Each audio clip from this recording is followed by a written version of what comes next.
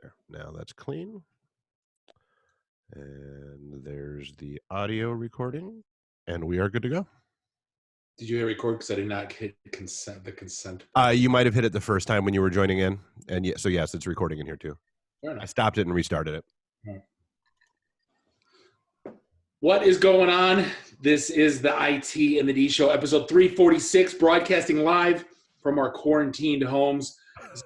Bob the sales guy, that is Dave the geek. And we are not going to be as heavy this week. No.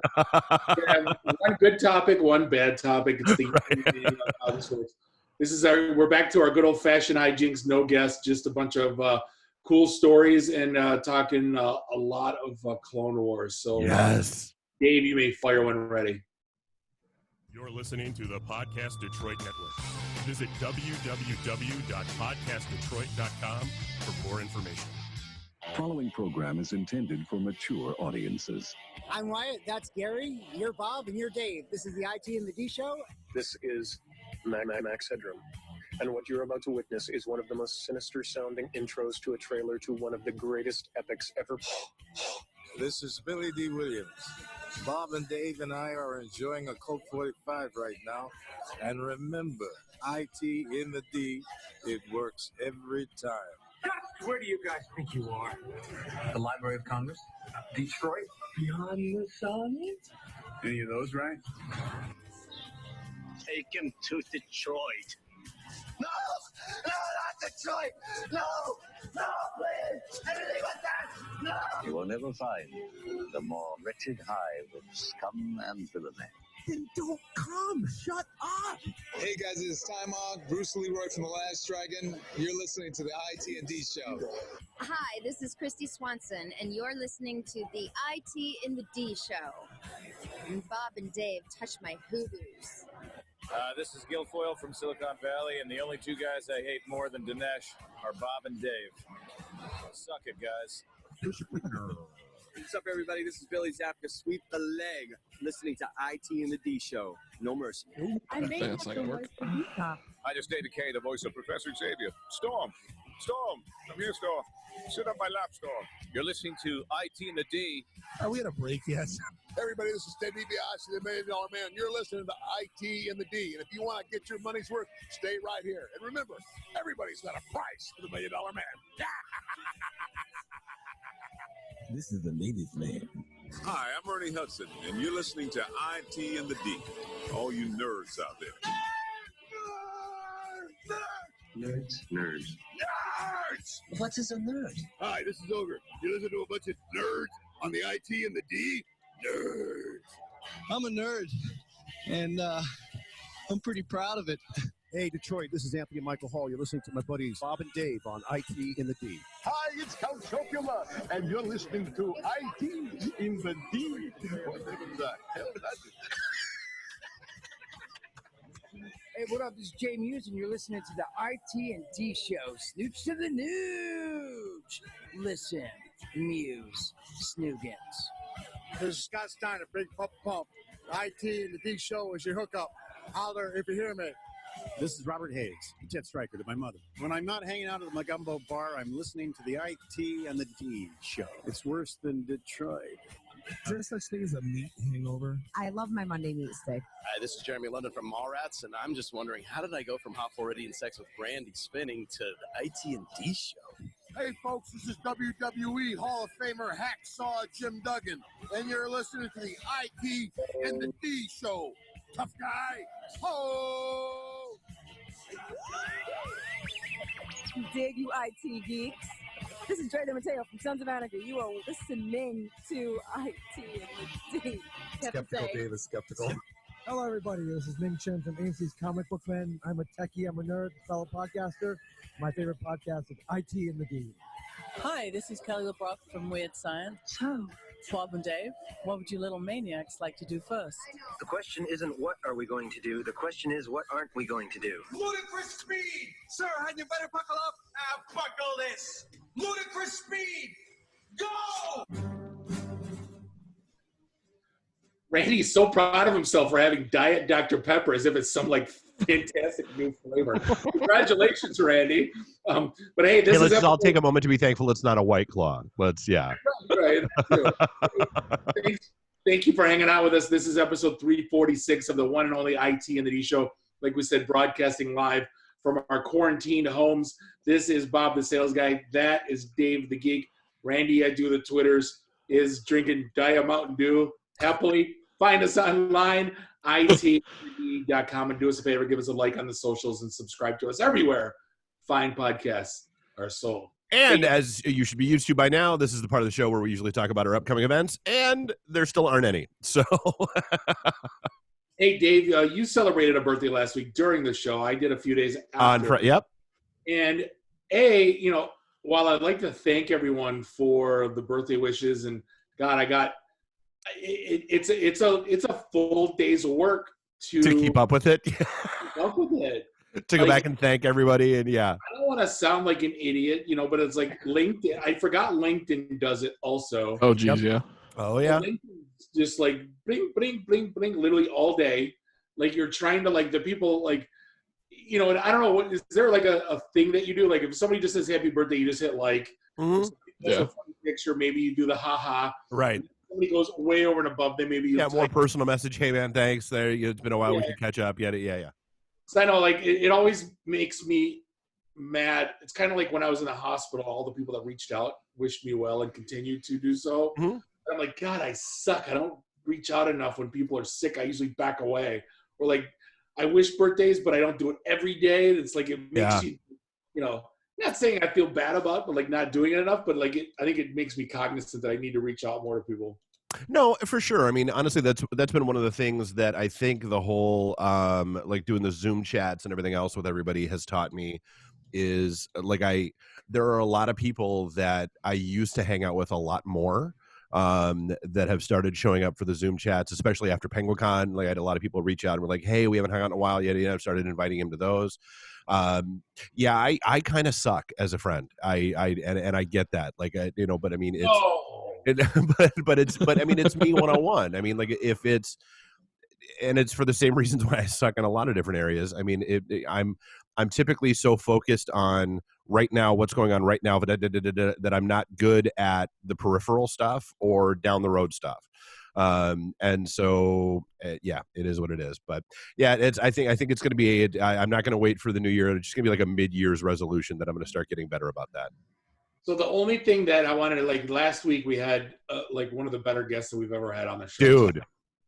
Talking COVID-19. If you haven't seen it, go back and watch it, episode 345. And I almost like that, and I put it in the notes before it went out for syndication. I really don't know how well that episode is going to translate to audio only, just because he had so much data and so many graphs and so many charts and all that stuff that we were talking through, and I listened to a good chunk of it, and I mean some of it translates well, some of it doesn't. So I mean the video is out on our Facebook page. It's also out on our YouTube channel and the Podcast Detroit YouTube channel. So definitely go back and give that a watch. I really recommend it. So an interesting turn of events happened, and just the way he presented his information, there's a lot of people that have a lot of different information. I think it's indicative of science as a whole, right? You have. I don't know that I agree with that. Just from the, I don't know that a lot of people have a lot of different information. I think a lot of people have a lot of different interpretations of the same information. Yeah. That's why everyone says I need a second opinion. You say no, your eyesight's perfect. You know what I mean? But YouTube kind of threw a curveball in something that a viral video came out with a couple doctors that own a urgent care clinic. Mm-hmm. That's the video that I brought up last week that somebody had texted, and I didn't see it. It was I believe it was Dr. Erickson, if I'm not mistaken. There were two of them, yeah. Right. And I mean, what I gathered from it was they were more in the consensus of the Swedish method, which is get together and get sick together. Yes and no. So part of the issue, and I believe why there were, because it was specifically pulled because it it went against the WHO guidelines and disseminated poor information, and that was a very specific thing that they called out, because what they were saying was that based on what they had seen only in their little urgent care clinic in Bakersfield, California, if I recall correctly, was that they hadn't seen very many cases. They hadn't seen very many, deaths or anything. Okay, well, nobody goes to an urgent care and dies, first and foremost. If you go to an urgent care, they will. I mean, you've had it happen. You've gone to an urgent care and they go, no, you're getting in an ambulance right now and going to the ER. Yeah. So and so they were saying, with their very limited data set only from their urgent care, they were espousing these sweeping changes to grand national, the national plans and all that stuff. And that's why they got yanked. I mean, here's the thing: from everybody, from every politician that we're affiliated with or not affiliated with, has said something regarding banning this medicine or using that thing or injecting this thing or doing that thing. That didn't get yanked, but this one did. And me personally, while I don't think, everyone, I'm not trying to get too crazy on this, but like pulling stuff like that just runs you down a bad path that I don't know you can catch up to, because there's so much information out there. How do you decide what's right and what's wrong? And apparently they made the choice for us. And I get it. And I mean, they're a private business, they can do whatever the hell they want. Well, and that's the thing. Everybody's like, "Oh, First Amendment, free speech." No, sorry, that doesn't apply. No, I'm not dropping the first free speech thing, but I'm dropping that there's a whole lot of shit on YouTube that is perfectly fine. Well, and what was this one? That was I think because it was starting to spread so rapidly, and because so many people were watching it, to me, it's. If you have a crackpot sitting there with a tinfoil hat on a street corner that's screaming "the end is nigh," not really worth paying attention to. When you have a dipshit that gets behind a podium for, I don't know, let's hypothetically say a couple hours a day, and tells you to put a black light up your ass, you might want to, maybe yank that down. So I mean, it's. Depends on which parties you go to on the weekend. Well, yeah, I'm just saying. I mean, this isn't the first time we've had stories about YouTube's selective moderation, right? No. And it is. I mean, and it's and it's so yes, their original videos were yanked. You can still find it via like news agencies and that kind of stuff that had covered it, and it's still out there through that. I got to be honest with you, I don't have a problem with YouTube pulling it. I mean, just from the simple, this is my biggest thing with all of this is the spreading of bad information, especially during times like this, is reckless and dangerous. There's no other way for me to put it. You know what's bad though? Like, because they were condemned by the entire, like the medical associations that they are a part of slapped them down and said never ever do that again. That is false and bad information. Okay, well, I just saw that it went against WHO guidelines, and I was like, oh no. A lot of people lined up against them and went, no, bad. That's fair. The problem with no sale here's the wormhole that I think YouTube's got to understand what they get themselves into. It's kind of like when Tipper Gore slapped the parental bad words on his rap album. Oh yeah, the parental advice. Oh yeah, well, shit, I gotta have that. Yeah, it was like I was watching a documentary on that, and everybody's like, dude, we just you dropped wanted it, you craved it. So we sold more records when we had that label. So it's like when you banned on YouTube, you can wear that as a cape, like in some circle. And that's the double-edged sword. I mean, and that's the sad reality is, I mean, it's, do you make the decision to pull it? And because now you've given rise to all the crackpot conspiracy theories of, oh, they pulled it because it's real. And they, wouldn't you rather have like, I watch all the Steven Crowder crap, and he'll go through and he'll go, up that line, here's the thing from this study that I said that this is your bullshit. This line, like, I would rather almost have had 12 or 15 or 27 or 3,800 doctors come out and put out their little videos going, this is bullshit, here's why. Then I can educate myself because I don't know this stuff. I get it, but here's the problem with that. We live in a world that is heavily dominated right now by both the Dunning-Kruger effect and confirmation bias. And so as soon as people watch a video that aligns with what they believe, they will not watch any counterpoint videos. They will not watch any follow-up videos. They will not do anything. It's not in the paper, it's with everything. Okay, but again, especially in times like this, it is reckless and harmful to disseminate bad information, and that's what. And I'm sorry, like if it were YouTube unilaterally, if it was they went against the WHO guidelines, when you have all these different medical associations that lined up against them, yeah, no, it needed to go. Why? What was so then? I mean, and why did it go so viral so fast? What was the?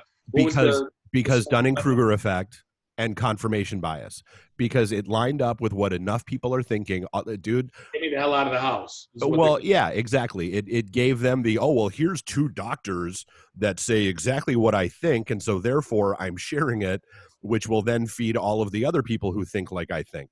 If you ever wanted confirmation that people need to get the hell out of the house, follow the Michigan Quarantine Chugs Facebook group. Oh, mother of God. Yeah, no, I've been in there for a few weeks. It's like literally like 200,000 people. Like the day I joined up, I'm like, what in the world is going on? And basically, it's people finding new and inventive ways to drink alcohol. Yeah, finding it up their own home and in the neighborhood.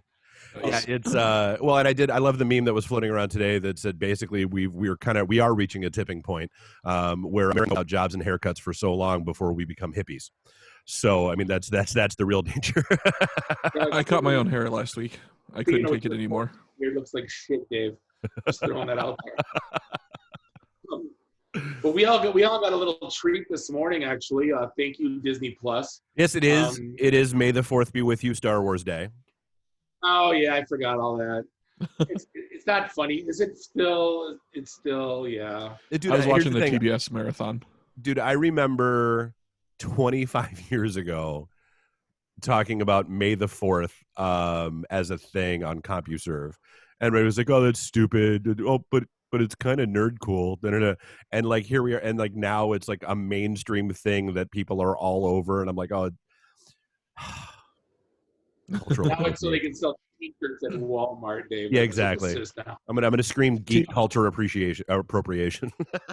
Yeah. TBS can't show episode 9 yet, so they were padding their schedule with Blue Harvest and something Dark Side. Oh, nice. Nice. Well, yeah. So yeah, today, let's see, The Rise of Skywalker dropped. They surprise dropped. Plus, yeah. They surprise dropped the final episode of the Clone Wars. Well, it was already out on YouTube and in certain circles. Well, I mean, everything's out somewhere.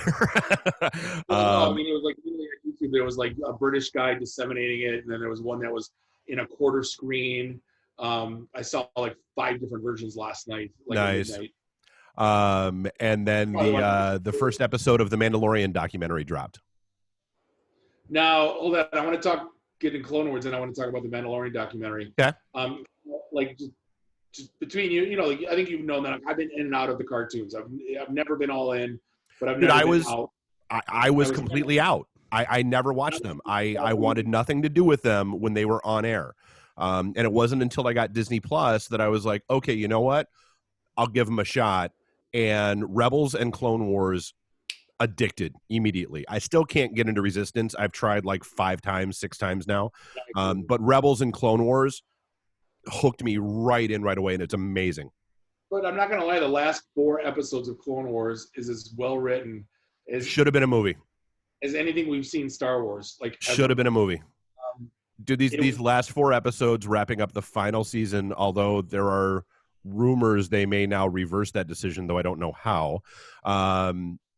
Yeah, these doesn't this episodes right up to the movie? Yeah, literally. Yeah, I mean, the last 4 episodes have basically taken us through the execution of Order 66. I don't want to get into too many spoilers, but you got your first look at a character in a Clone Wars scenario at the end of this last episode. I mean, just the animation style, the writing, just amazing.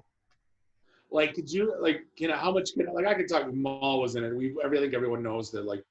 Oh yeah, no, dude, Maul's been in that and Rebels all along. Yeah. But, like, I was joking. Like, could you imagine if they would have like captured Maul and like had him taken away, like to end 2, and then open up 3 with like killing Maul, and then like, oh my God, just imagine, like, dude, just that whole plot line of Maul's return, and and his realization of just how played he was, and just how manipulated he was by Palpatine, was. I mean, like I said, just the writing, the character development. I mean, I've said it for months now that Ahsoka Tano is hands down probably one, easily top 3, if not top 2 characters in the Star Wars universe for me now. And the characters were very parallel and very yin and yang. Like, she wasn't in the Jedi Order. She had Jedi powers, but didn't profess to be a Jedi. He, felt slighted by the dark side, or by Palpatine at least. And, well, yeah, I mean, he got screwed over by Palpatine. She got screwed over by the Jedi Council. I mean, that's right. So yeah, they had a lot in common. But yeah, it was. If you haven't caught it, at least start watching like the last season, episode 9. If you want to start there, if you want to binge the whole thing, go ahead. But I'm just saying, like, if you just want to watch the last 4, it's as good as it. Yeah, I think they actually Disney Plus put out a really good primer, and a couple other websites did too, that said, hey, if you want to prep for, like, if you really want to do this, here are these 2 episodes from this season you want to watch. Here are these, here's basically, like, here's these 8 episodes across the seasons of Clone Wars that you want to watch before you start this final 4. Here's these like 6 episodes from Rebels you should watch before you start that, just so that you have it as much of the context as you can walking into that 4 without having watched everything. You know what I was trying to figure out, and I couldn't. What did any part of the Clone Wars cartoon butt up against Solo? Like, was Maul a part of?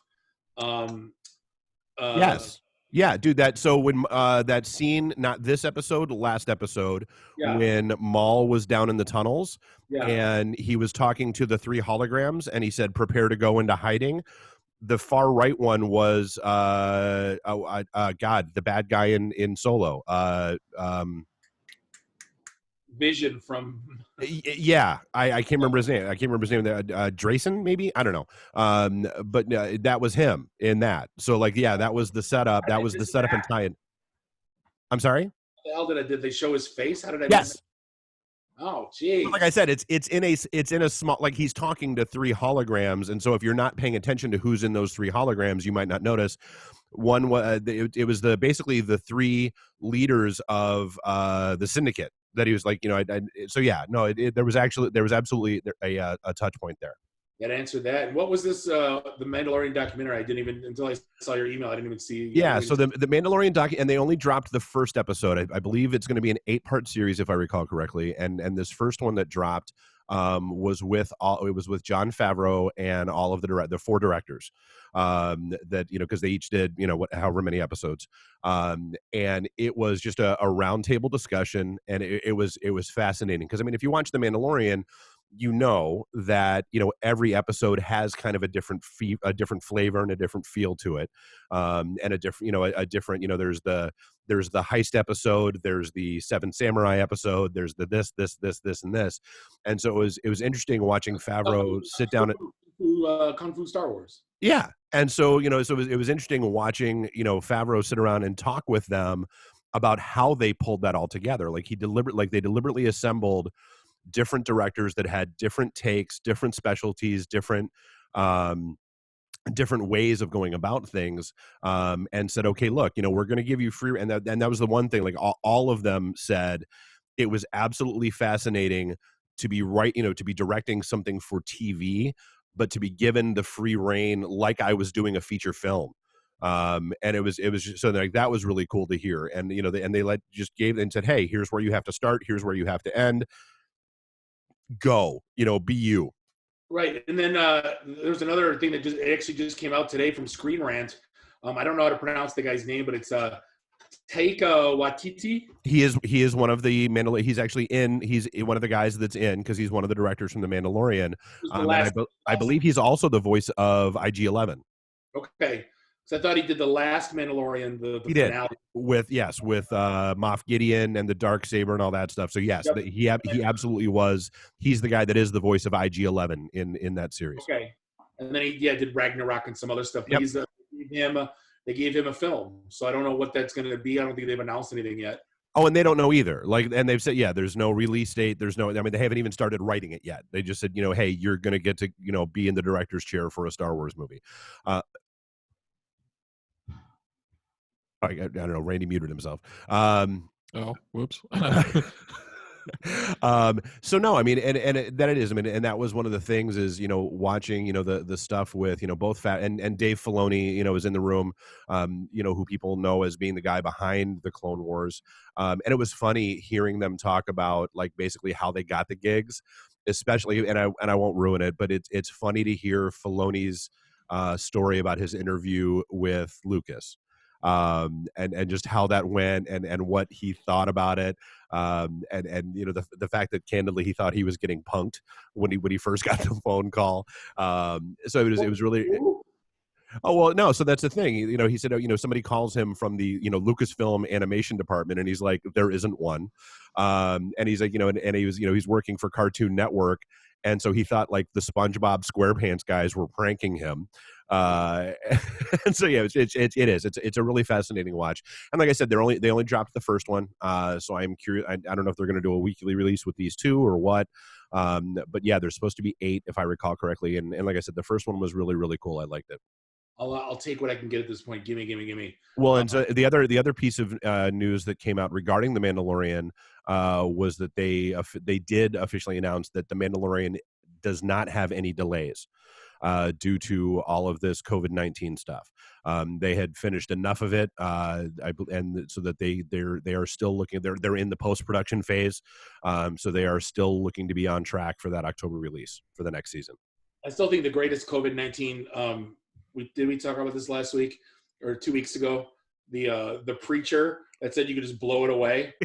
And then like he gets this like demonic look on his face because like all of a sudden I got sucked in a wormhole on remixes and magic. Oh yeah, like COVID-19.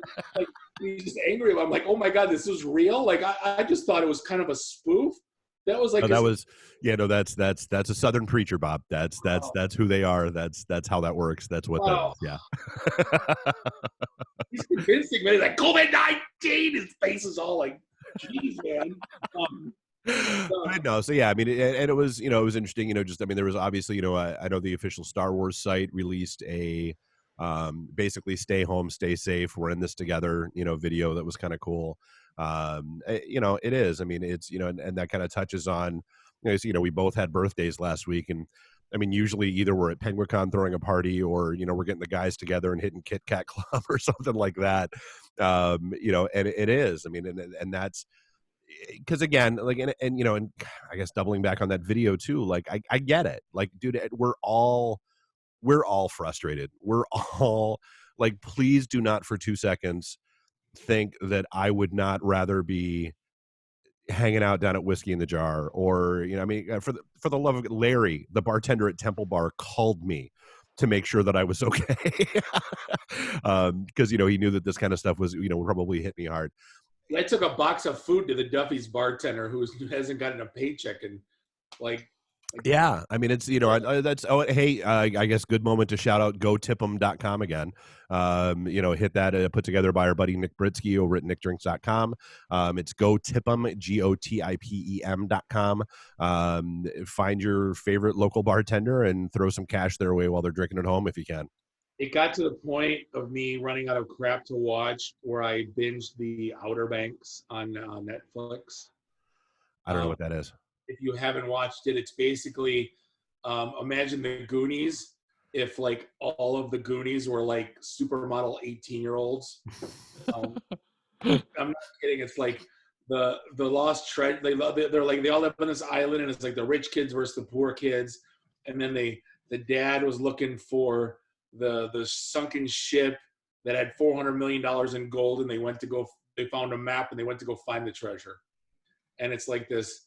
Basically written like Twilight, like it's all like this suspense and this like, but it's, Bo got into it about the third episode. What is it? I go, it's Goonies with good looking kids. And she started watching because you're so right. It totally is. It's all they're just looking for treasure. So like I actually sat and watched the whole damn thing. And I'm like, yeah, I'm no better off than I am for Actually, did you see the Goonies, a reunion? That was kind of cool. I did, yeah. The video they put out, and they actually, I mean, obviously they, there were certain cast members they couldn't get in because, well, they're dead.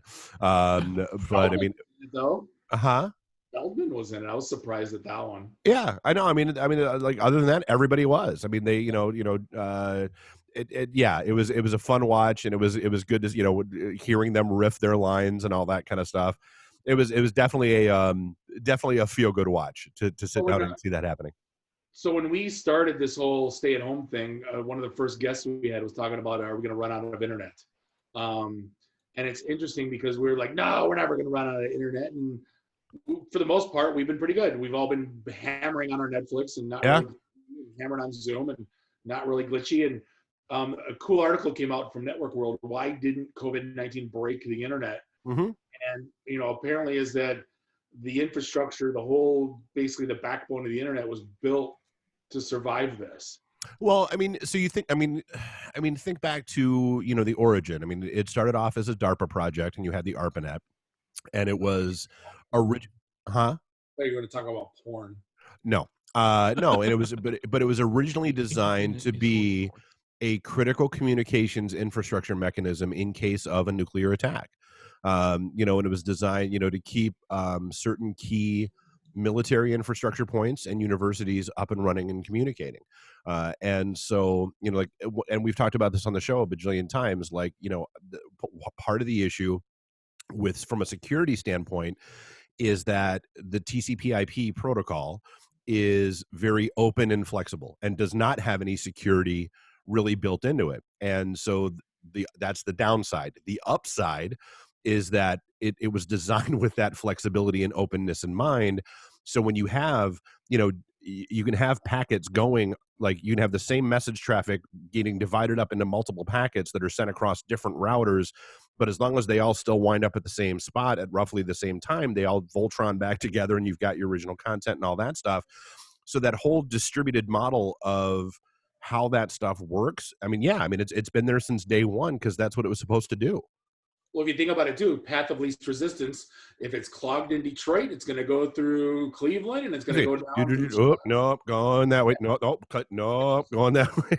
But I mean, if you look at, this is not as much as I thought. They said video on Verizon's network is up 41%, VPN up is 65%. Mm-hmm. Downstream traffic has increased 20%, upstream has increased 40%. So, I mean, it's not as much as I would have thought, considering, all our asses are home working now. I would have thought it'd be a lot more. Well, you think, there's a large number of people that telecommute all the time anyway, that work from home and do their thing this way. The upstream traffic does not surprise me at all because you've got more people sitting here like this, doing video out of their houses and getting that traffic up the pipe than you've had in a long time.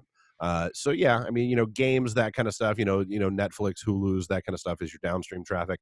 So I guess that doesn't really surprise me because, you've got, most of the kids during the day are doing their homework or they're doing their meetings with schools and that kind of stuff now. But yeah, then they switch over to gaming and videos. So I can see that being a normalized uptick, I guess I would say.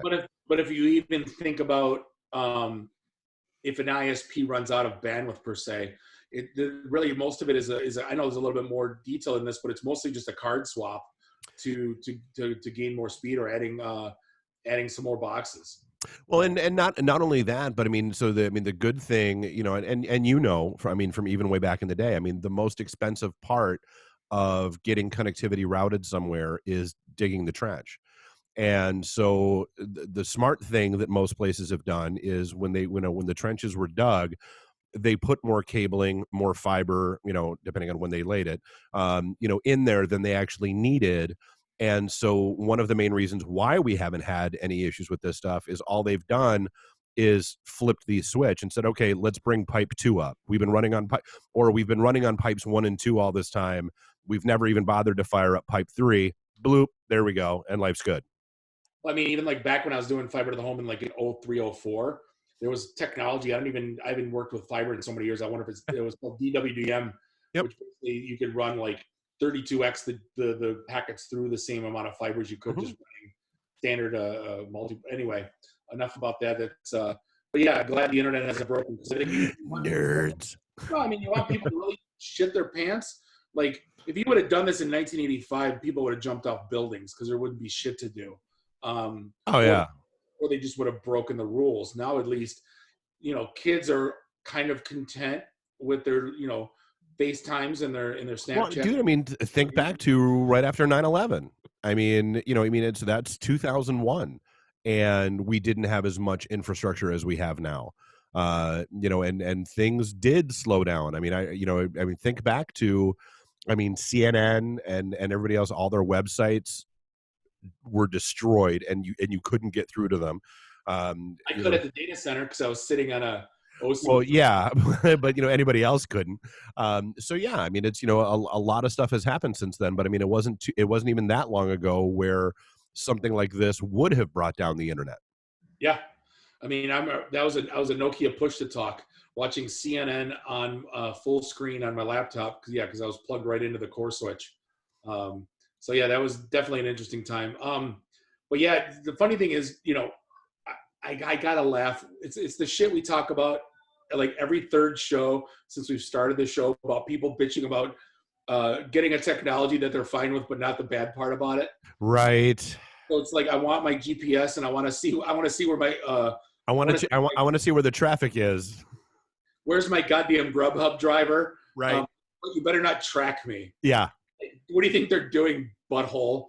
How do you think they know? How do you think they know where your Grubhub driver is and where that traffic, where those traffic jams are? Car going at his house like it's National Lampoon's Vacation. You know what I mean? Like, but don't you track me? So like, I guess a map came out. Metro Times wrote about it, and I think a few other places have wrote about it. It's this path that everybody's taken, which is the weird one is I would have thought Michigan is basically going straight up and down and straight left and right. For basically straight to Grand Rapids, from Lansing to, and I don't. Hold on, give the context, because what you're talking about is there's an app that people downloaded. I believe it was called Vote something or other. I can't remember what it was. But an app that people downloaded and opted into having their location information shared and that kind of stuff. And so this data comes from the protests in Lansing a bit ago. Vote map. Yes. It was 300 opt-in devices gathered at Lansing. But the weird thing is, you'd think, because it's not going to Traverse City going left, right at I believe it's whatever the highway is when you turn left. Right. It's straight up the top of Michigan. Yep. By Mackinac. Yep. And a lot of left and right, but yeah. Did you tell me that tells me they all came down from the UP? What is that telling you? Well, Petoskey. Well, I mean, it's a lot of rural folks showed up in Lansing, Grand Rapids, very conservative part of the state. Yeah, and so it was a lot of folks from rural municipalities that showed up in Lansing, and so the danger there, and this is what I shared this on my Facebook page for this reason, is okay, guess what? They showed people leaving that gathering where we all kind of laughed and joked about, nope, look at all those, they're all standing around in clumps. None of them are wearing masks. None of them have any kind of PPE gear. And guess what? Those rural areas are now starting to see an uptick in COVID-19 cases. You're seeing the same thing in Detroit and Chicago too, because the house parties are a thing. Yep. That's the thing that keeps, I don't understand. Again, I get it. We're all frustrated. We all want to be around people. Being around other people is a bad idea right now. It's not rocket science. This is not advanced physics. This is not quantum mechanics. It's, and that's one of the things I loved last week with Fred. It's a very simple 1-to-1 correlation. Yeah. Hey, Randy, you're in Ferndale. My buddy posted a video. He was at the Meyer parking lot with his motorcycle, and the lot was packed. It was almost like everyone that with their bikes came out there. So apparently somebody had died, and they were gathering to do a funeral procession down to Belle Isle. Okay. But the police report got shut down. Well, the police report said that they were practicing social distancing there in the parking lot, but they had spread out and taken over the whole parking lot just so they could stay distant for this funeral procession. Well, it's getting nuts too. I think we shared. Did we share it privately or publicly, Dave? I don't remember. like they're social in New York now. Like cops are That getting was that was just in messaging. yeah, like cops are getting a little. They like beat up some guy for social. Well, they asked him to separate, and he mouthed back. They're under fire because, go figure, the way they're handling things with non-socially distant white people is a little different than how they're handling things with non-social distancing people of color. Uh-huh. Yeah, they beat the living shit out of this guy, and they're like, well, what did he do different? Yeah, like, but then the white folks, oh, hey, we'll give you a warning. Those anybody, like, all you gotta say is like, and what happens if you're living with the person? Like, if you tell me and my wife 6 feet apart, I'm like, I sleep in the same bed as her every night. Like, what do you like? You know what I mean? Well, I mean that's different. I mean that's like the whole that doesn't apply. Yeah, no, the whole stay home, stay safe thing has always been, dude, control the variables in your life, which is, okay, so your family, you can kind of know where you and your family go and who you interact with and all that stuff. Dude, I'm not even leaving home to shop anymore. Like I've discovered Instacart is better than Shipped, and so I'm using that for all my shopping now. So you get your Aldi, because I don't have Aldi by my house. So dude, Instacart does a bunch more places than Shipt does, and I like the app better. I use a little plug for them. I like the app. I like their like little real-time shopping updates. Like as someone's walking down the aisles and picking up items and checking them in, you can see like they've shopped 35 of 50 items and didn't get it. And then like there's in-app chat. Hey, they don't have this. You okay with that? Cool. Whereas like with Shipt, they're sending you texts and that kind of stuff. And you got to, anyway. Don't dare track me. But don't you dare track me, right? You know who's pissing me off? I think they're going to be dead to me soon. And they can't be because I'm a lazy bastard. I need them to deliver me food. But Grubhub, again, we knew that they take like 20. Don't they take like 20% off the top? I don't know the exact number. As a starting point. The starting point. So then you start looking at $2.99 they charge me to deliver. So there was a food truck where the owner of the food truck posted his end of month receipt deposit statement from Grubhub. It was $1,000 gross, and it was a $350 check. Yeah. Mm-hmm. But then I looked today. I ordered lunch from Grubhub today for me and Annie, and there's taxes and fees. Mm-hmm. And then it says fees, and it's like, oh, this service fee. It's almost turning into effing Ticketmaster. Yep. Where my $8 worth of food with a $5 tip turned into a $20 bill. Yeah.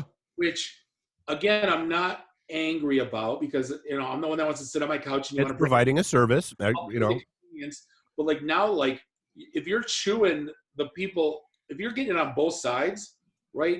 If you got the double-ended dildo out, you're getting. Like, I got a problem with that. Like, nice, Bob. Let me have my fun. But it's one thing if you like charge me more to get my things, but you're sticking it to the restaurant. It's to the restaurants too, yeah. Well, and so you do nothing. You're the pimp. Yeah, you dude. I've said this. This has been my analogy all along. Uber, Grubhub, Lyft. They have the same technology argument that a pimp does. Hey, we just put two consenting adults together, take a little percentage off the top. Whatever they do after that is on them. Money. Because they're taking that percentage off the top and not doing a damn thing else. Right. But also the story that was in the list this week was that so now you've got Yelp that has partnered with Grubhub. And so Yelp apparently lists two phone numbers for every restaurant on their app. The first is for questions called, click this button. For delivery or pickup, or for delivery, push this button. Well, the questions button goes right to the restaurant. The delivery button goes to an alternate phone number that Yelp and Grubhub have created for them, which then goes to a Grubhub call center, and they place the order and pick up the order and take all their percentages and everything else without letting the customers know. And so that's just yet another way that they're kind of double dipping people over. Yeah. And why I'm extremely happy that we've been mocking Yelp for years now. And you can't do a goddamn thing about it. Like, you're stuck. Yeah. Well, you can always try and go directly to the restaurant and say, hey, you got, do you order offer delivery yourself? But as the restaurant, you can't do anything. No, what are you going to do? Unless you publicly mock and do like the one guy saying 20% off your order if you give me a 1-star review and just try to stick with the system, you're stuck with them. And now if they put a phone number that's not the restaurant's calling delivery and it goes to a service that you didn't really know. It's one thing if I do my website and I'm bobspizza.com and I put delivery and that goes to my toast or whatever order like deliveries thing. That's fine. That's my choice. But when I guess it's Yelp. You didn't choose to do it anyway. No, dude. I mean, that was actually part of the story, and that was part of this story that we have talked about before. Was that the other underhanded shit that Yelp and Grubhub have been doing is basically creating domains and websites for restaurants without their knowledge. If the restaurant already had a website, they would create one with a very similar sounding name or a similar domain or whatever else, and drive people there in order to then get hooked into the Yelp, Grubhub ordering food chain and system and all that stuff as well. I'm not happy. I don't like it at all. But then the one story, because we got to none of our stories last week because of everything with Fred. The article sucks, by the way. If you want to read it, it's from Vice, called "Yelp is Screwing Over Restaurants by Quietly Replacing Their Phone Numbers." It's a long read. It's worth it. It's absolutely worth the read. The one thing that I thought was funny that it was one of the stories last week where basically they're starting to crack down on Uber Eats and those kind of delivery drivers become a speakeasy on wheels because they're delivering booze to people and not checking IDs and not they're not like Uber Eats isn't supposed to deliver booze in certain states, I believe Michigan being one of them, but they are and so it's violating this. It's violating in some cases they're not checking IDs when they drop off stuff and again it's become kind of a wild west now in some cases. Have you had beverage cart yet delivered to your house? Yes. Have you seen it?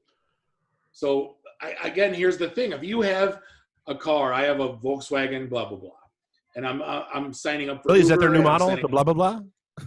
Yeah, it's the perfect Nugan. But if I sign, most of those drivers sign up for everything: Lyft, Uber, Uber Eats, Grubhub, whatever.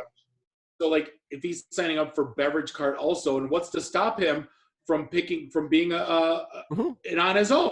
They say that I'm not an employee, so I can do whatever the hell I want. Yeah, exactly. You're a 1099. You're a gig worker. Why can't you refer someone to one of the other services that you also are a representative of? Right. If you want to sell, dime bags because it's legal, you can sell Mary Kay and Pure Romance. Do your thing. Well, there's that whole business that gives you a caddy of stuff to sell in your car to your passengers. Yeah, we talked about them a while ago. Yeah. Breath mint that will be 25 cents. No, yeah, bottle of water, $2. Well, no, but I mean that, it's but... they don't have. But here's the thing: if they have a rule saying you can't do Grubhub, then you're an employee and you need to knock that shit off. Right, but like if they're doing it, all of them are signing up for all five. If anyone's doing it at all, they're signing up for all five. Oh yeah, why wouldn't you? Right. I can't tell you like dude, and this God, I mean, I can't tell you the last time I hopped. Well, number one, I can't tell you the last time I hopped in an Uber because we've all been trapped at home. But I mean, but before that, I can't tell you the last time I hopped in either an Uber or a Lyft where I didn't see both placards in the window. Right. Oh, yeah, all of them. Oh, yeah. I haven't driven in since I stopped going to physical therapy before the surgery, and Gretchen's getting a job at Tropical Smoothie Cafe. So I got in my car and I'm like, oh my God, I haven't driven in 2.5 weeks. I'm like, jeez. I'm almost at the brakes were touchy again. I'm like, that's gas is a buck and we can't go anywhere. Plane tickets are at an all-time low. We can't fly anywhere. Alanis Morissette says what? See, the weird thing with the restaurants though, you sent this article from Atlanta, I guess they've allowed restaurants to open. Georgia has started to open up. Yep. Yeah, but 50 of them said nah, I don't think so. We're not going to open. Well, yeah, it was 50 owners, so it actually spans more than 50 restaurants. It was 50 owners that said, yeah, no, we're good. We're going to go ahead and stay closed. But I mean, here's the thing: you have, it's not even so much the customers demanding they open because I think customers are going to be fine. You got employees that aren't can't pay their bills. Here's what happens. These 50 owners, and then they're going to hold out what are those employees going to do, right? They're going to go, oh, Jim Bob's open up down the street. I'm going to go work for Jim Bob. And now you try to reopen back. Your employees are gone. I mean, that and like that's a calculated risk, but I mean, so here's the other side of this that I see a lot of people glossing over in especially online conversations with this. So let's say that you own a restaurant or bar, and you have all of your people temporarily laid off, and so they are covered under the state's state of emergency. They are eligible for the federal PUA bump when it comes to the unemployment assistance. And so, in theory, they should be okay. And I say in theory, because I do know people in the industry that for one reason or another have either not gotten their benefits or whatever. Okay. But in theory, they should be fine. You as the owner, as soon as you open up and call your staff back, and keep in mind, you're only able to open up at 25% capacity. So now you're calling less of your staff back, but you are saying you are open, so you have to quote unquote reactivate all of your staff. If they then are on unemployment because you can't support them with hours and jobs and that kind of stuff, they are no longer covered by the state of emergency and the federal funding, and they are back on your unemployment roll. And so that's what I'm saying. That's the part I don't think you're catching.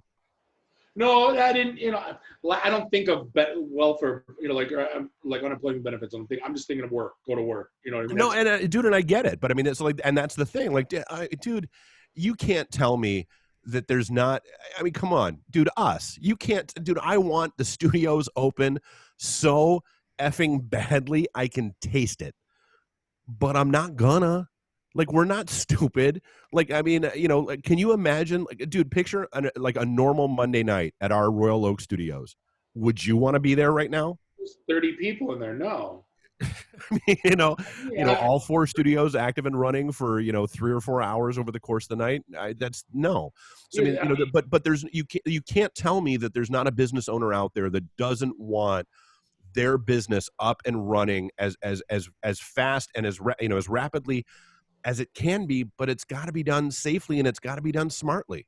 And it's going to be really weird when it finally does open, because you're going to have I foresee the top half of Michigan, it's going to be business as usual. Everybody's going to be arm in arm at the corner bar, and you're going to down here. You're going to get the dirty look machine is going to be in full force. If anyone comes near your halo, your little 3-foot halo, you're going to look at people like they farted.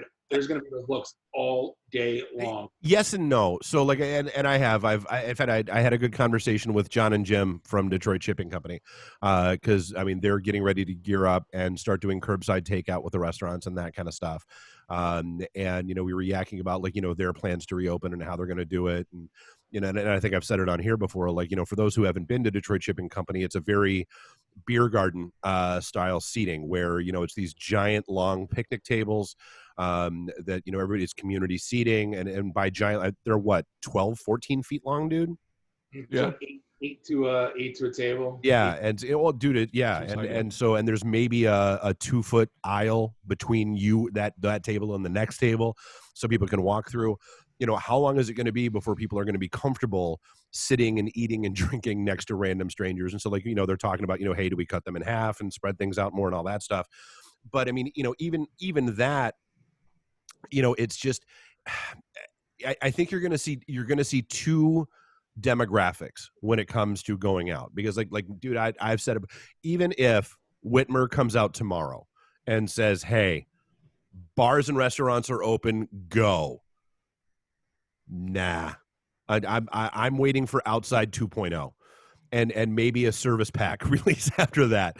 I will but that's me, and that, I might go to a friend's house and hang out. I might do that. But as far as bars, restaurants, that kind of stuff. But dude, that 21 to probably, I'm going to go 32, 33 crowd. August is saying that at Whiskey in the Jar, they're not really sure which bartenders are going to open. Nobody really wants to be the first one to go back. Yeah. And Susie's might not open until 2021. I kind of grew up me, I've been abiding by the rules, just trying to stay safe, keep the family, because it's more than just me. But if it was just me, I'd be the first one out. Like I've never been a germ. Like, not saying you need to be a germ for this because this is a little bit more serious. But like, No, but that's the thing. That's why I'm saying you're gonna have those two different demographics where, dude, people with, whether it's family or housemates, roommates, that kind of stuff. Like I think we're probably going to be a little bit more cautious than that young, carefree. Dude, I mean, it's look at the demographics of people that are going to the house parties and that kind of stuff. Ain't a whole lot of older people there. It's a lot of younger people there. Like you got just as much as like we need a bar stool. Like there's a couple of guys that work for me that need the gym. Like that was their thing. Yeah. They'd rip some iron out for an hour, just clear their mind. Mm-hmm. Like then that's the one that, like, I was talking to a couple of friends and it's going like that's like me. Like two things I'm missing like out of my life is I used to do those when I was in sales. I get that 3-hour drive to Cleveland where I could just unplug and not think. Or I would get my bar stool by myself. Like I'm not shy about this. I used to sit at the bar stool by myself and just be off. Like I didn't have to be on. I didn't have to be entertaining. I didn't have to make people laugh. I could watch baseball and argue, or I could meet people, or I couldn't. Like there was no expectations. And I kind of did that for my personality. Now it's like I got this goddamn chair and I'm stuck in it because of my knee. B, like so what am I gonna do? Yeah. Like yesterday, I just went outside and I yelled at some neighbors, and I was like, I got to get back in the house. Like it just felt it's weird now. It's just everything's weird. It is. I mean, so and I did. So I actually wound up having to leave the house today. The stupid puppy chewed through the power cord of not one but both vacuum cleaners in the house, and so I had to go out and get replacement cords so that I can get those up and running. And I drove to Lowe's, and Lowe's, like, the parking lot was absolutely freaking packed, and I was like, nope. Drove by the Ace Hardware, and the parking lot was absolutely freaking packed, and I went, nope. And then there's never anyone at Ace Hardware. Seriously, I dude, that's the thing. And then I went to a place, and I won't. It rhymes with Schwarber Schwait, and like the parking lot wasn't as full, and so I was like, okay, I'll give it a shot, and I walked in. Dude, I will spend a week in a Chuck E. Cheese ball pit before I set foot in that place again, because it would, like, the people that were in there, it was like mostly older folks, none of them wearing masks, all of them coughing, might have all been smokers' coughs, might have been whatever. But it just like I was in the door, got 5 feet in the door, and like just felt like I was in a plague factory, and went, nope, walked back out, drove back over to Lowe's, and there were fewer people there at that point. And I'm like, and I was like, you know what?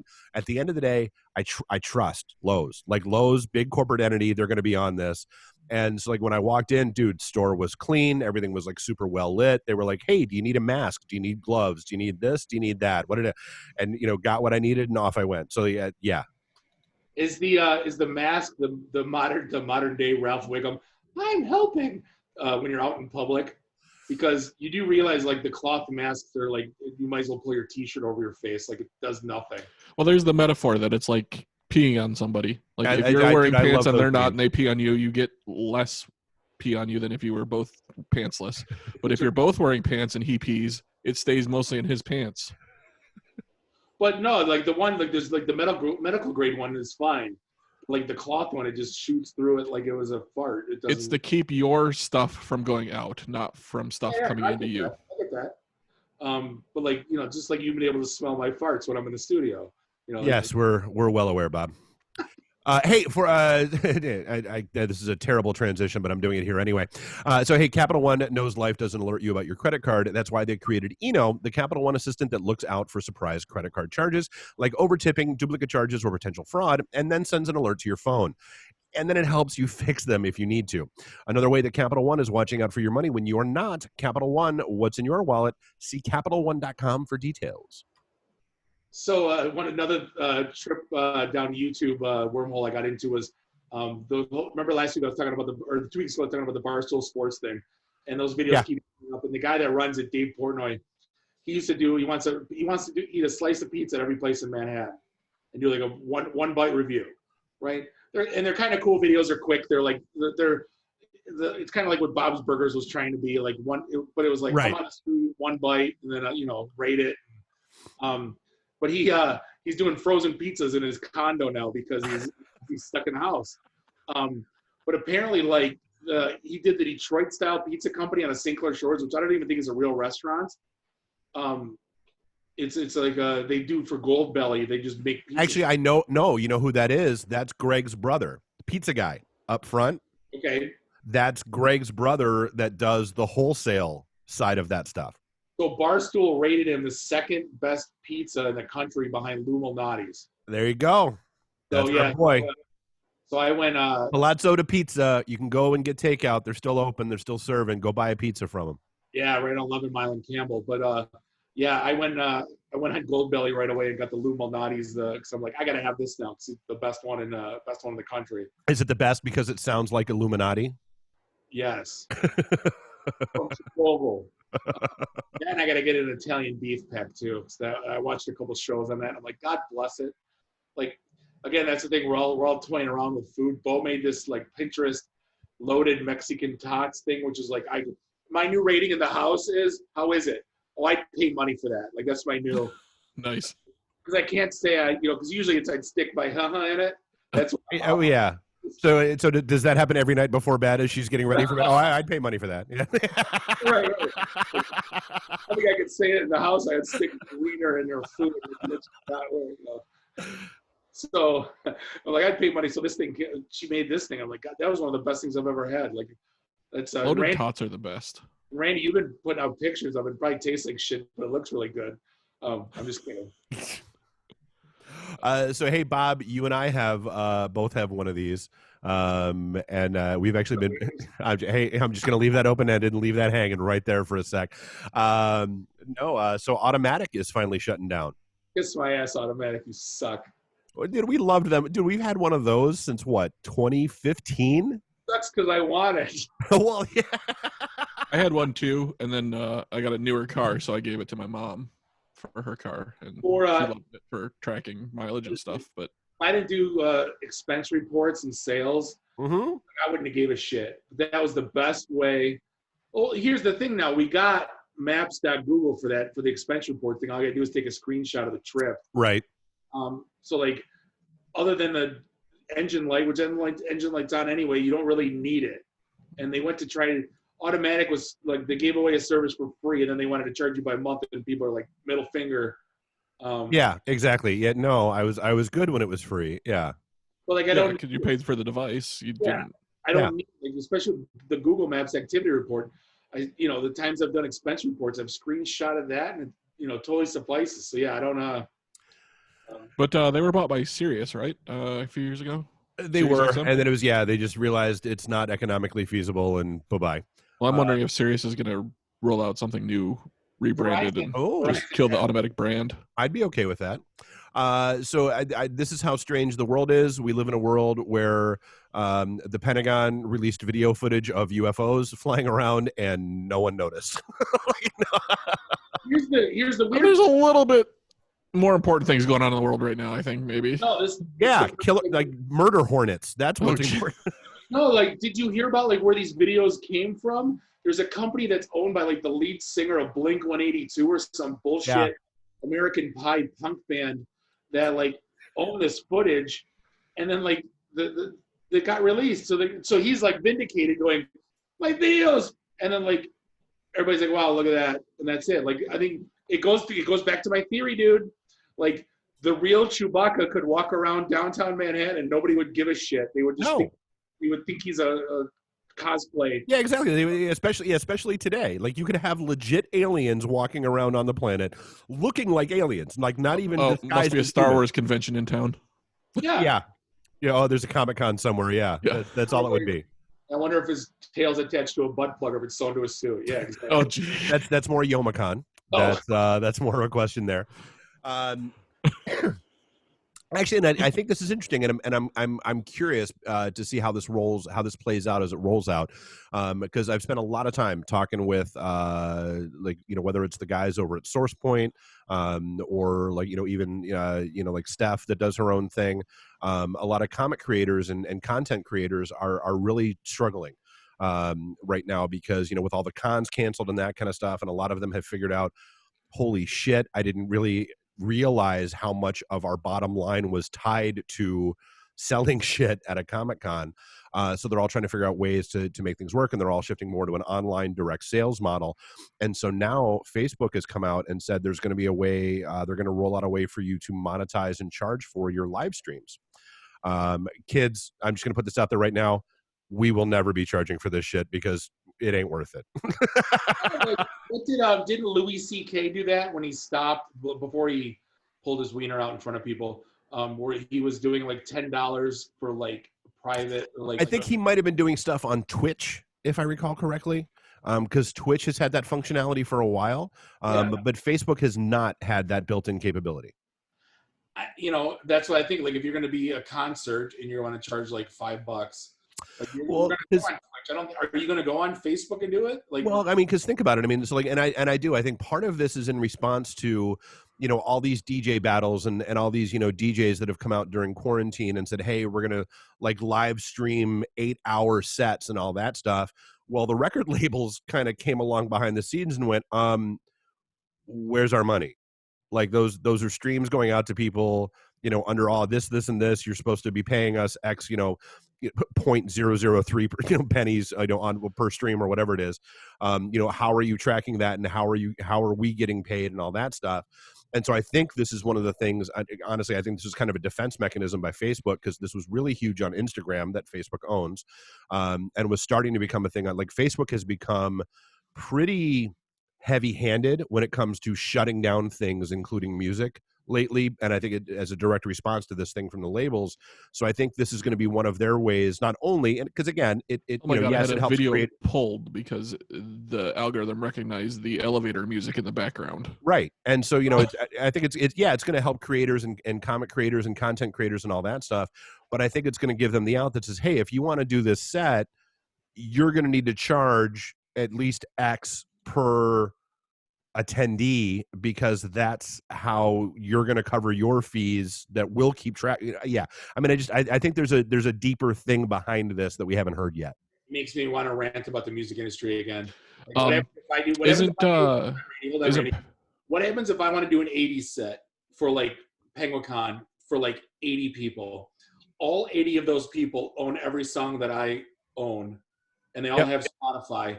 And then I play the play. Well, let's go. Let's say 90% of them do. Like, because we always have the 10% of kids that show up that have, the 20-year-olds that probably don't own it. Yeah. Well, let's say 100% of them own Spotify, and then 75% of them own each and every one of those tracks that I have. Yep. So now you're making, like, now I can't even play it. Now you're double dipping. Yeah. Yeah, it's basically like me putting on Spotify in my barbecue. Mm-hmm. Going to charge me for that? Like, well, and that's why a lot of these things, like you'll see a Facebook event for, hey, DJ so and so is doing such and such event, and then when the event actually comes around, hey, here's the link to my Twitch stream, or here's the link to my Mixcloud. Just announced a whole new program for streaming without dealing with these copyright issues and that kind of stuff, because they're taking care of it on the back end. So yeah, I mean, it's interesting to see how this is evolving and how what this, because like I said, I mean, I get, like, on the surface, I get it. You're saying it's all about the content creators and letting, because I mean, I've watched some of the I've gotten exposed to some very, very cool folks that do like Santia does it all the time, his live painting sessions. Yeah. And he bitches all the time that he can't have music playing when he does it, because that's how he does it, because Facebook keeps pulling the videos. And so this would solve that issue for him, but watching people paint or draw or whatever else, I mean, it's kind of interesting to watch that every now and then. And if, and kind of, especially now in today's world where we are, yeah, dude, if it's $1 for me to sit there and, watch Jay Fosgit, draw his Muppetized versions of characters and that kind of shit for an hour, hell yes, I would do that. In fact, add a tip jar. Right. That stuff all day. It's the comedy all day and the band stuff all day.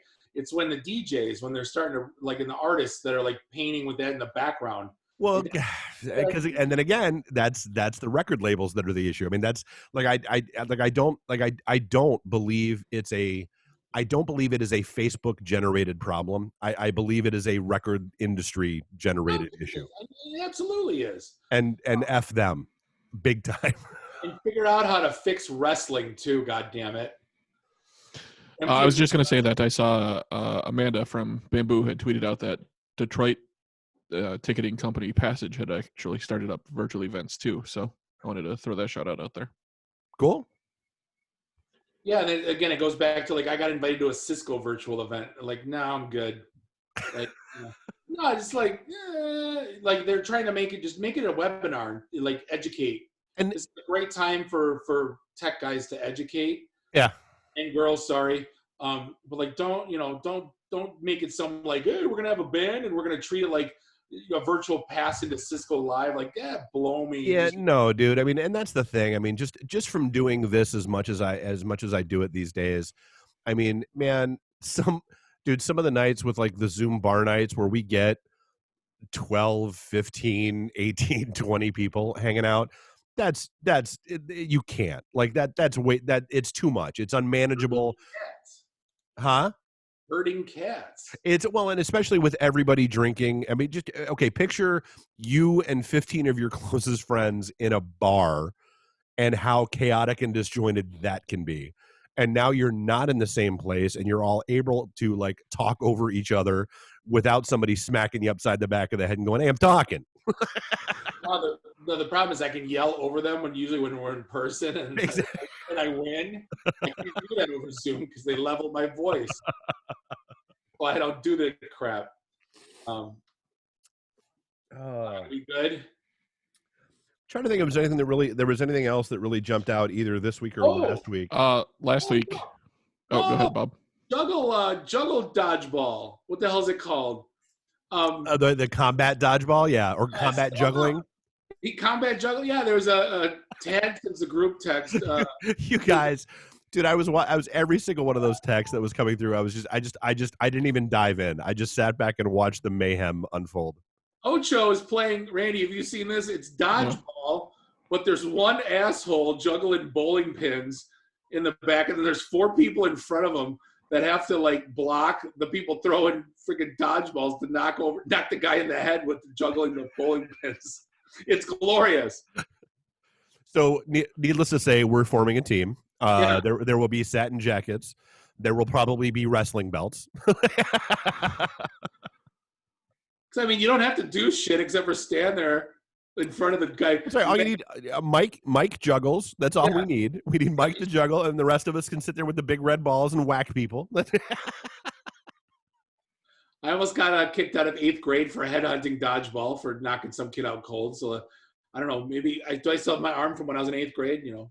Actually, so hey, this was one that I wanted to. This was from last week, and it actually ties back into the whole Instacart thing. That, dude, here's the thing: if you do this, you are the shittiest human being on the planet, and you deserve to have your house burned to the ground. Yeah, I'm going. When you talk to him, is that? Huh? Point at people when you talk to them. Yes, but you, dude, sitting in the studio. I do this. You know, I talk with my hands. Shut up. So apparently there's a certain subset of society that's out, because with Instacart, like you place your order and all that stuff, and you can say, you know, you can leave a tip ahead, or you can set the tip ahead of time. And so what apparently people are doing out there is they're putting like an outlandish tip on the order. And don't get me wrong, I do this. Like when I'm like, hey, I want to get my order picked first. That's the recommended tip. Yeah, I'm gonna go ahead and throw 20 on that at a minimum, and because then, dude, my orders get picked up like that, and people shop and they're good, and they come to my house and they're happy. However, what Instacart allows you to do, and this is what these assholes are doing, is it then lets you go back and adjust that tip. In many cases, all the way down to 0. Why would they let you do that? Well, it's a tip, so you know if the service was bad or whatever. I can understand the reasoning from the developer standpoint, which is, here's the thing: let's say you've put in this order with 50 items, and you put a big tip on there to to entice somebody to go shop it early for you. They walk into the store and they go, oh, hey, I got one item, I got two items. Oh, woe is me. Everything else is out of stock. Checking out. And that's all they do. Like, and don't get me, and literally, like, everything else is in stock. They're just being lazy because they want that big ass tip for minimal effort. And so then they check out with the two items, drop those off on your porch, pick up the giant tip, and you're stuck with 48 items pending. Listen, so I understand. Here's the thing. I always like they screwed up orders at McDonald's, and I've tipped. I always tip a little extra too. I'm the same way. Yeah. But I've never I've always just gone back to DoorDash and say they screwed up my order. Right. At that point, it's not because it's not the driver's fault. That at that point, that's the restaurant's fault. So I make them eat it. I'm not going to chew out their tip. Like that. Right. That's you're an asshole for that, not you. Yeah, no, because dude, I was horrified when somebody, because I posted something about having, hey, now that I've discovered Instacart and how great the app is, I'm going to use that. And somebody was like, oh, well, posted a link to this article and was like, hey, have you seen the dark side of this stuff? And I went and read it, and dude, I was appalled. I'm like, who, again, we're all trapped at home, and again, God bless these people that are willing to go out and do my shopping for me. Is not, dude, I've used Shipt for years now. I don't have time in my day to worry about grocery shopping.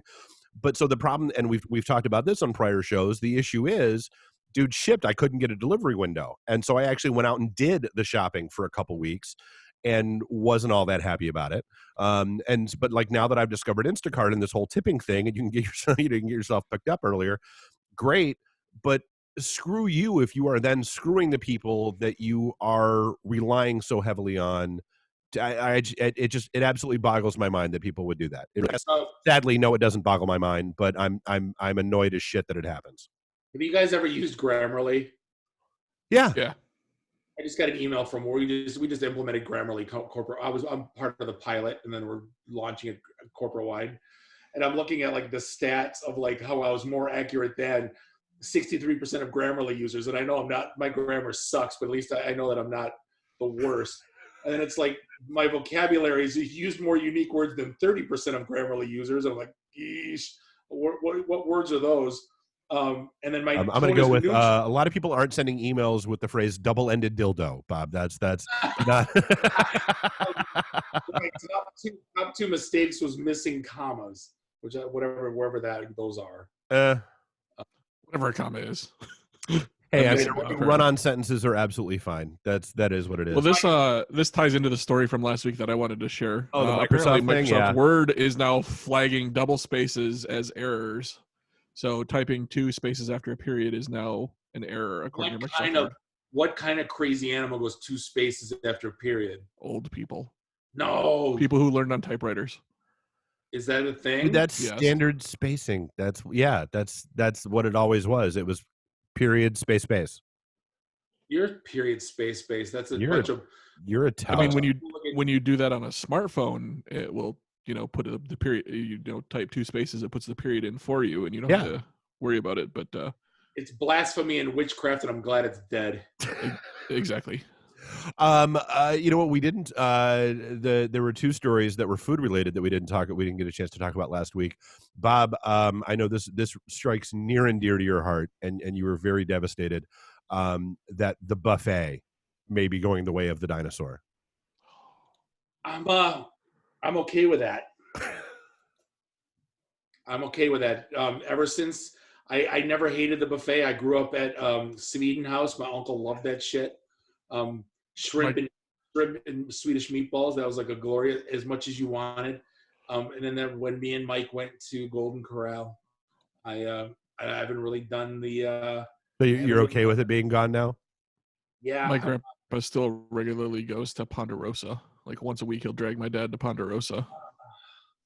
Well, now I cannot foresee anyone spending money at a buffet for at least the next year. If it's one of those high-end buffets where they serve you from behind the counter, I could just see those still happening. But the serve yourself buffets, the best buffet in town is Fuji Buffet on 14 and John. I love that place. Oh yeah. I don't know if I'd want to eat there, right? No. No. Because what's going to happen is I'm not just going to look at the people making and bringing the food out. I'm going to look at every table, looking at what asshole picks his butt and then right, grab a leg and then puts one down. So that's the one thing I'm going to be and then puts one back. Yeah. Or the woman who sticks her pinky in the sauce to taste it to see if she wants to actually grab it or not. You don't do You're that. a terrible person to begin with, but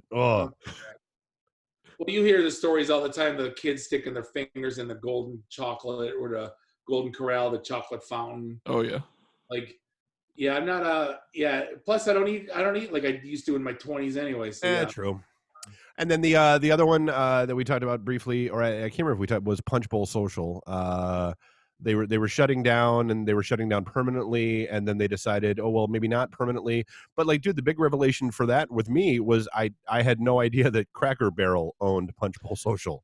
Only recently. It was like for the last not even a year, or maybe less than 2 years for sure. I still was not aware. Yeah, It's and bullshit. Why Punch it is no more. The original co-founder is looking for new investors. Well, yeah, because they pulled out.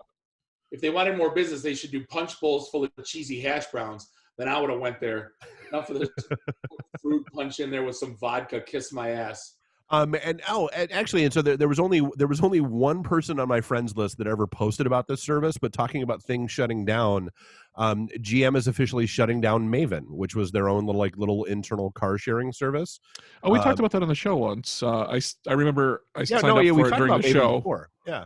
I signed up for it during the show and then just didn't follow through with the verification emails and stuff because they ship you hardware you have to install into your car. Yep.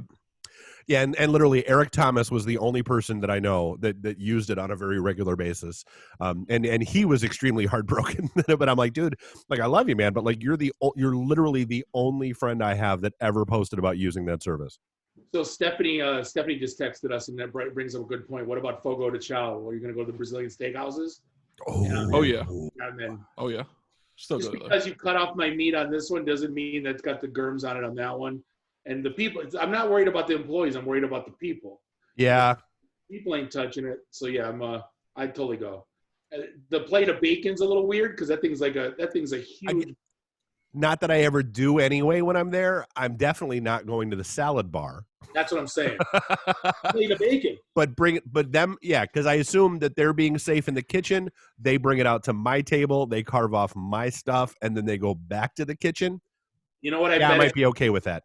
You know what I bet it's going to be like the dessert thing at the buffet where they're going to have the peppers, like the roasted red peppers and shit, but it's going to be in a little ketchup thing. Like they're going to be sparse. Yeah. They're not going to be in a pile of shit. It's going to be like. Or you tell them what they want and they bring it to you. 3 pieces of bacon or yeah. It's not going to be, you're not going to get the pile of goo. You're going to get the different. Hey, that'll break Randy's heart if he can no longer get the pile of goo. So. I think that's all I wanted to hit. Yeah. No, we're gonna wrap things up for this episode 346 of the IT and the D Show. On behalf of Bob, Dave, and Randy, do us all a favor: drink up your drinks, get your phone numbers. You don't got to go home, but you just got to stay home. Sorry, I'm still stuck. It's old habits die hard. Yeah. See you next week, and walk to your bedroom carefully and beat it. All right, there goes the live stream.